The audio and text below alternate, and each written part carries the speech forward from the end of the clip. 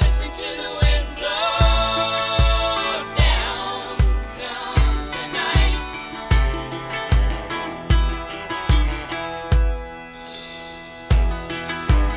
Run in the shadows, damn your love, damn your life.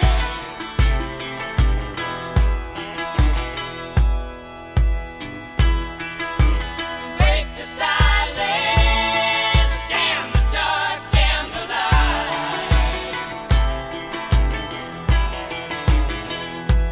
And if you don't love me now, you will never love me again.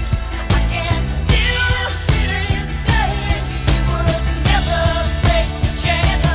And if you don't love me now, you will never love me again. I can still hear you saying you would never break the chain. And if you don't love me now, you will never love me again. I can still hear you saying you would never break the chain.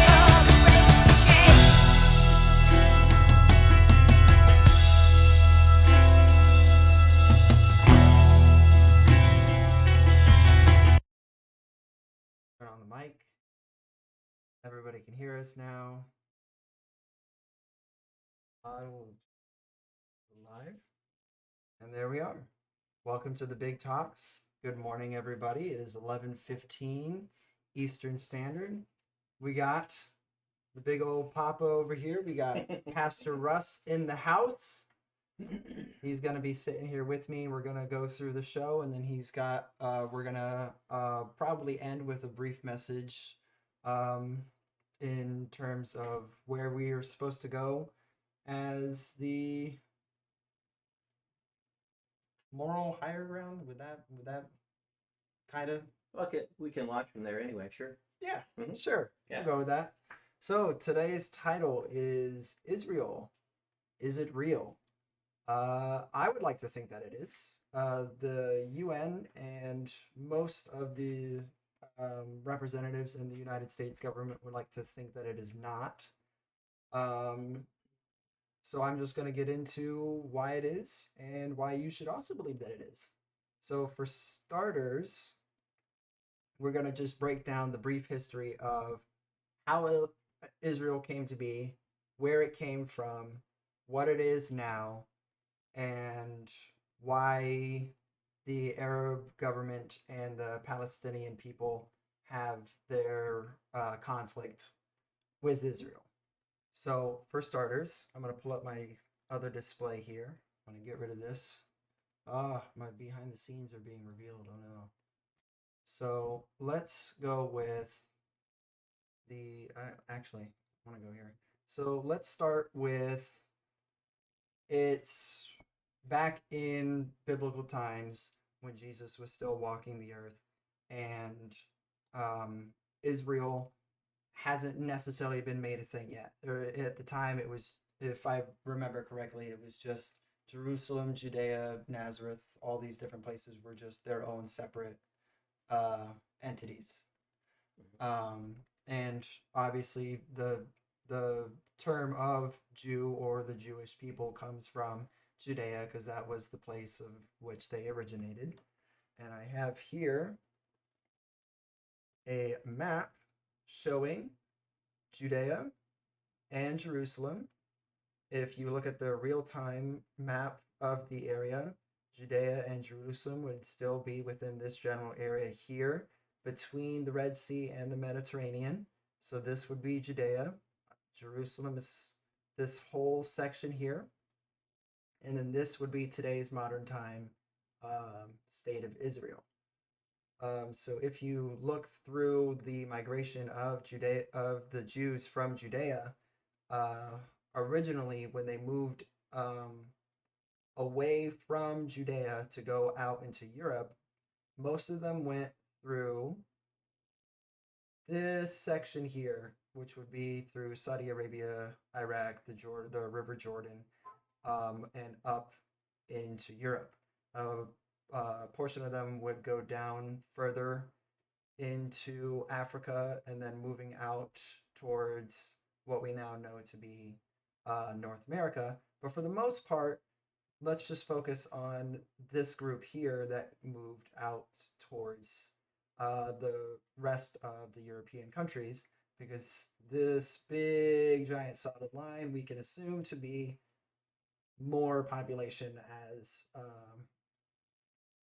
in reference to these smaller lines here, which we could assume to be less population. Thicker lines, more people. Thinner lines, less people. Moving on. Then we have the start of the Civil War in this general area here. That was between the Arab communities and the Ottoman Empire, which then took over most of this area here at the start of World War One, which was then reintroduced as Egypt and Sudan by the British Empire when they took that back over after the end of World War One. So at this time in the 1920s to the 1930s, somewhere in that general vicinity, the most of Egypt, Palestine, Jordan, and Jerusalem, it was all within the hold of the British, because they had just conquered most of the Ottoman Empire in this vicinity here. So this is now what they have won from World War One. So this is all British owned area. This is all British controlled countries. Moving on into, where are we now?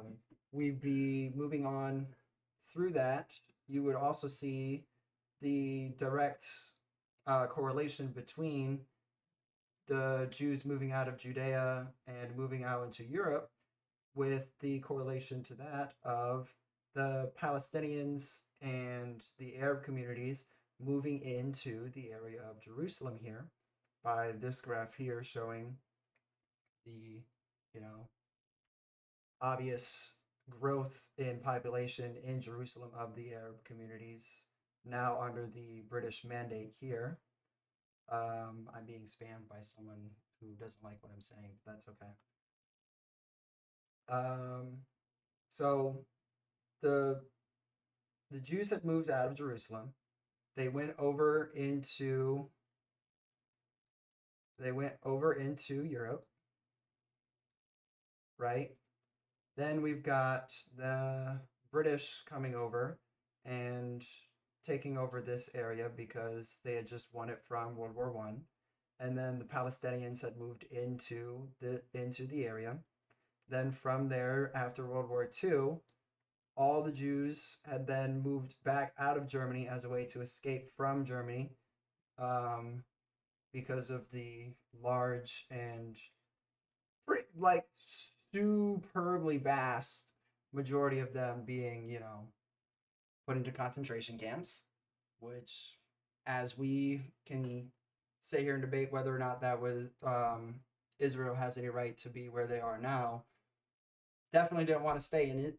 Definitely didn't want to stay in Germany, because Germany didn't seem to really like them very much in World War II. If you don't believe me on that, any history book will do. So obviously, Jews didn't like Germany very much, so they decided, well, the heck with them, we're going to move back out. So they decided to move back out of Germany and go back into Palestine. A vast majority of them did move over to the U.S. As you can see off of this graph here, we've got 102,000 of them did move over to the U.S., which we did take them in because we just fought to relieve them from Hitler's grasp in World War II. And then a vast majority of them, 55,000 to be exact, and based off of this graphic here, moved back into Palestine, because that's where they came from, that's where they felt safe, that's where they decided to call home, because it's where they had originally migrated from at the time.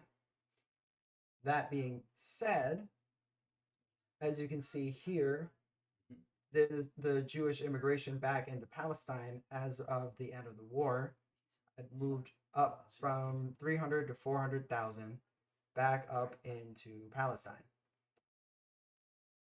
Now, obviously, if you look at all of these different things, if you look at all of these different circumstances that had come into effect as far as the Jews were concerned, their safest place that they could call home at the time was definitely not Germany, wasn't Europe at all, because at the time Germany had pretty much taken a good majority of Europe and was in control of all these different areas in Europe. So where did they flee?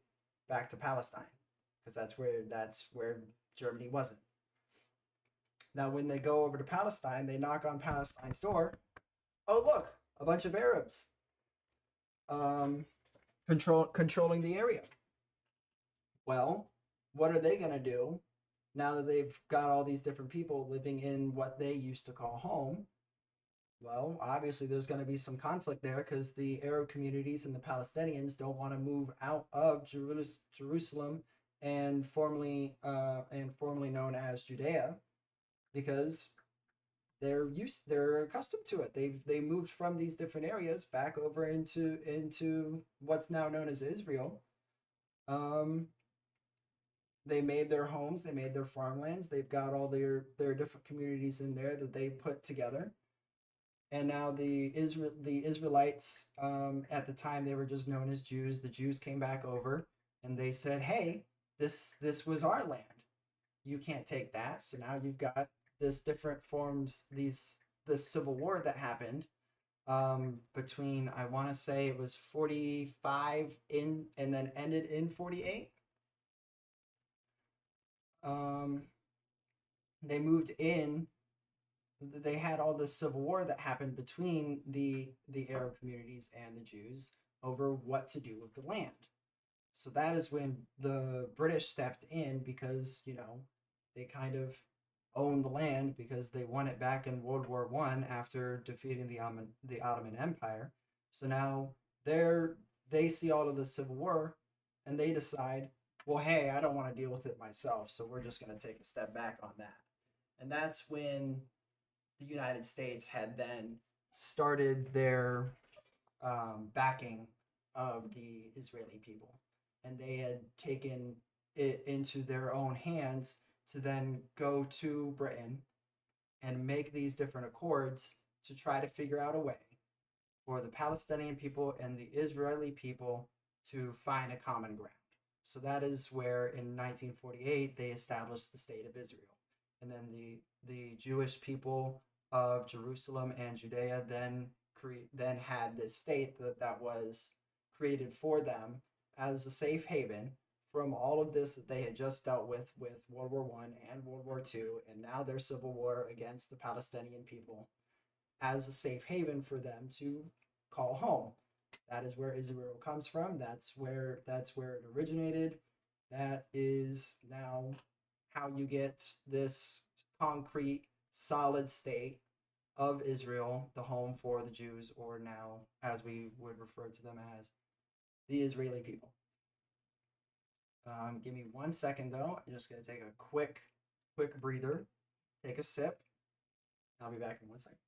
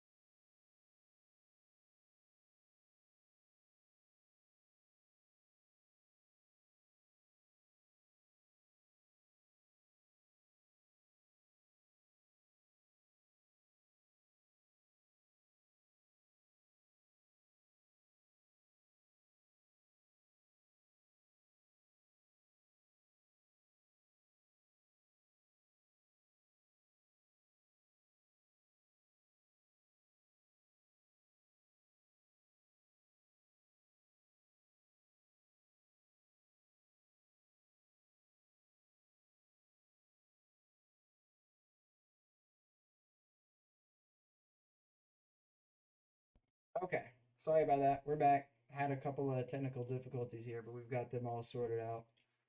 Okay, so we've caught up with the history of Israel becoming a state, the Jews moving out of Judea, moving into Europe, Europe going through World War One, British collecting the land that was won by the Ottoman Empire, and then them collecting it from the Ottoman Empire. Then we move into World War II, where the Jews decide to move back out of Europe and go back over to Palestine to find that the Arab communities that were surrounding the area had then moved into Palestine and collected that land as their own, thus creating the civil war between the Palestinians and the Israelites. And then we're today. So today, as of 5 days ago, the Hamas leaders over in the Gaza Strip have launched an attack against Israel, and we're supposed to pretend that that didn't happen because we're focused on Israel's retaliation, and it was so devastating to the Gaza Strip that Israel is now bullying the Palestinians. So let's take a look real quick at why that's not exactly true. Let me pull it up here for you guys and then I'll give you the display for it. Let's see. Hamas launching rockets at Israeli civilians.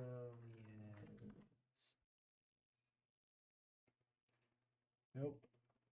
Nope. Here we go. Pull up the display for you guys.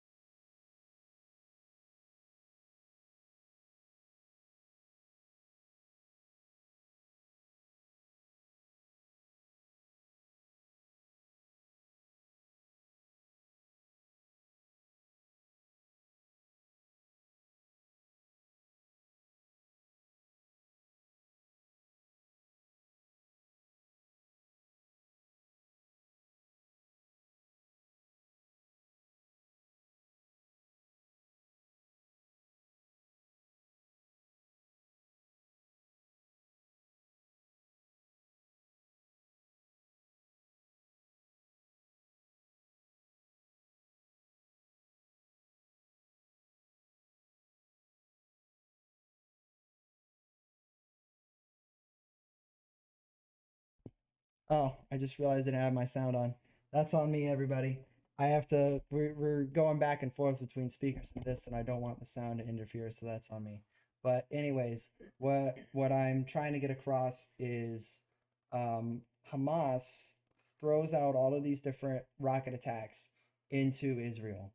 Now, in one hand, Israel has this really proficient way of dealing with this called the Iron Dome, which takes Hamas's rockets and launches their own counterattack at them to destroy as many of the incoming rockets as possible before they hit the ground and do damage to the civilians in Israel.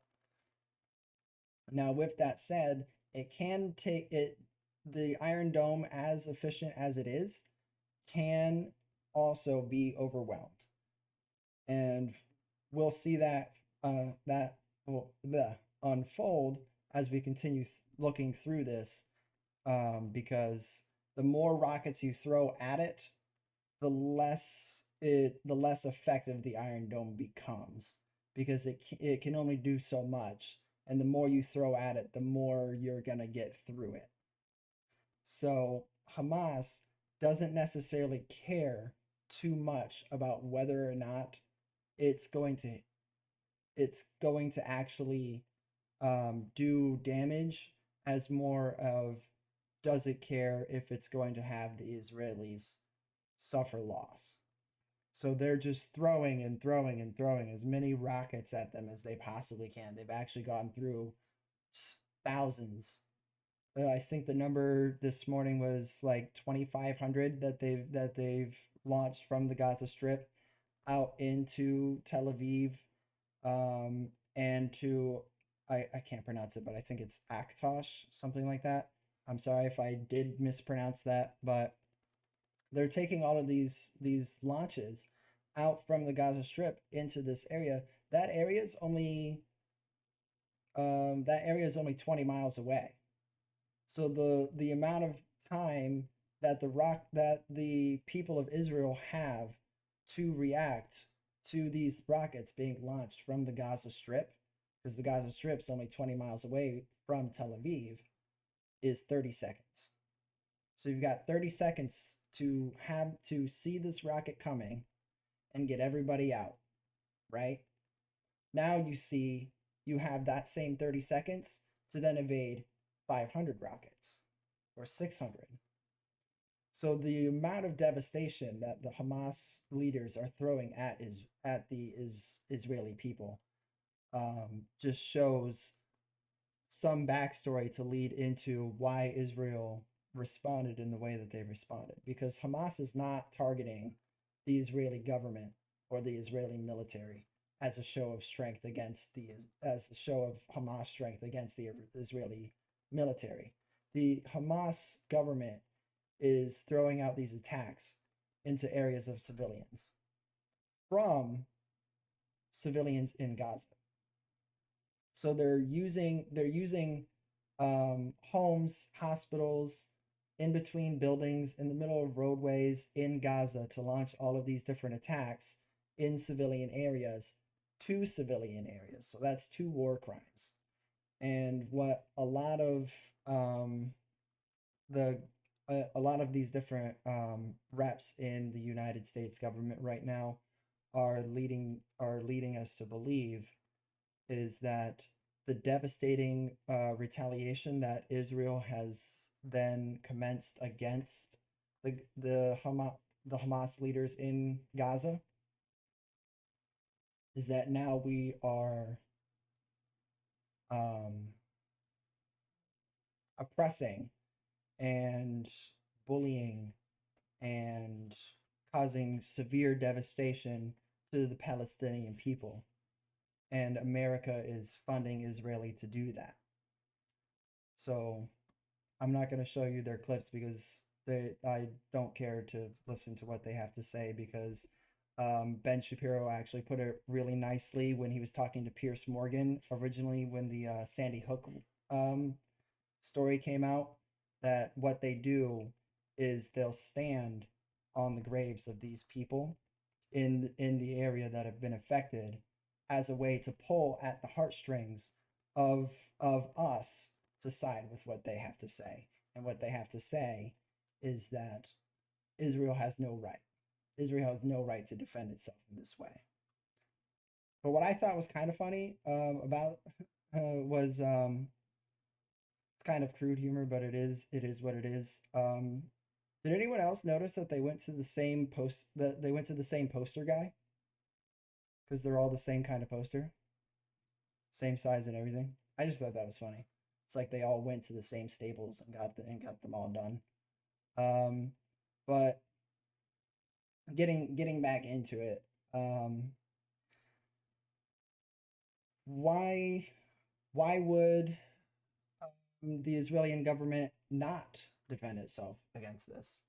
Why would they? What purpose would it be for Israel to not throw any form of defense at Hamas? Because Hamas doesn't. Hamas, as I've already shown you, they don't care about civilian life. As long as they're able to do what their mission is, to eradicate the Jewish community and destroy the state of Israel. If they don't care about the civilians in Israel, why should Israel care about Hamas? Because honestly, this whole thing here is just devastating. Let's keep looking. This was the famous photo, for instance, that showed a young girl running terrified through to Vietnam that galvanized Middle America against that war. Who can forget this photo of the dead boy on the beach several years ago that led to the throwing open of Europe's schools to billions of refugees? The reason these photos are so powerful, of course, is because they trigger emotional response, which is why the media and the left-wing propagandists love them. So much easier to tug at the heartstrings than to offer up fact, reason, logic. Currently, a war is raging in Israel, and here I'm gonna skip ahead. deadly rockets being fired.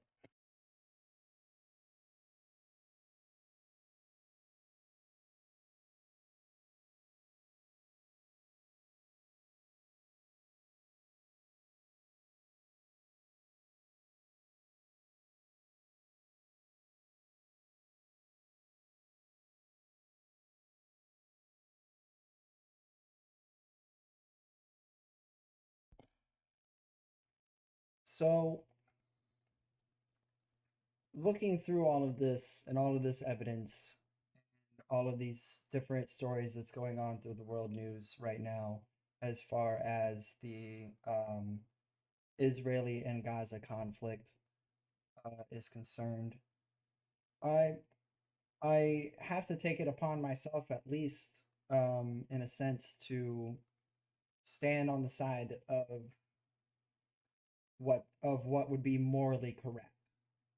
If you're attacking somebody innocent